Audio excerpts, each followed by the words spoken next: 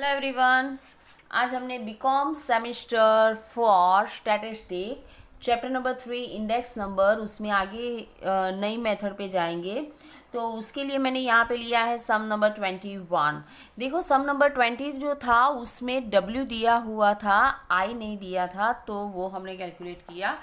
अब सम नंबर 21 जो है उसकी डिटेल्स आप देख सकते हैं, पेज नंबर 127 पे अवेलेबल है। From the following data prepare the cost of the living index number for the year 2012।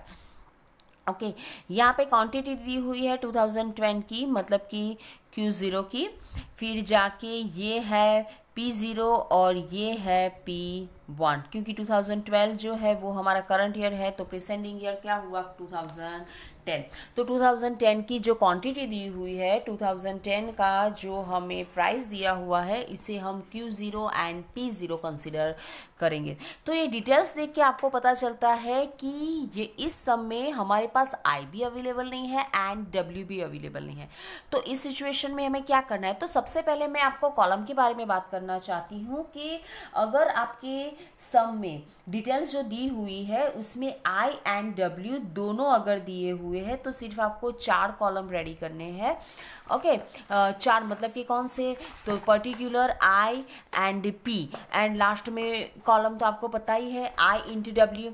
Okay, तो मतलब कि ये दो नहीं होंगे, क्या होगा, particular W I and last में I इंटू W। अगर आपके पास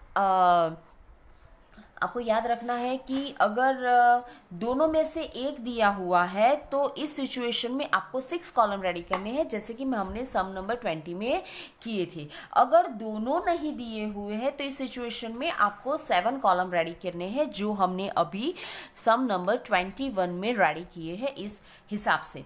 ठीक है, तो आपको याद रखना है कि अगर I W दोनों दिया है तो सिर्फ 4 कॉलम, I और W दोनों में से एक दिया है तो 6 कॉलम, और दोनों नहीं दिए हैं तो 7 कॉलम हमें रेडी करने हैं।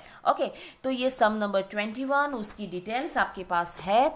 Item A B C D and E and quantity of the 2010, price of the 2010 and price of 2012, वो डिटेल्स दी हुई है। तो पहले हम I ढूंढेंगे। I का फॉर्मूला क्या है, P1 divided by P0 into 100।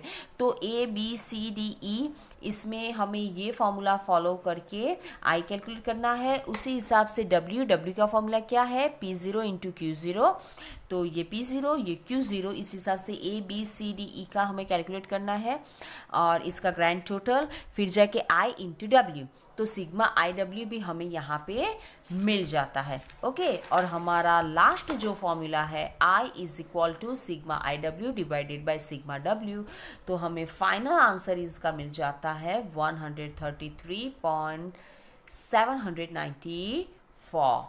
Okay, तो आज हमने ये जो सम किया ये भी बहुत इंपॉर्टेंट सम था हमारा। तो ये जो सम हमने किया है उसकी लिंक मैंने डिस्क्रिप्शन बॉक्स में डाल दी है, तो प्लीज़ आप वहाँ से अपनी PDF जो है वो कलेक्ट कर लेना और अपनी नोट्स जो है वो अच्छे से रेडी करना। ठीक है, and now thanks for watching, bye bye, take care.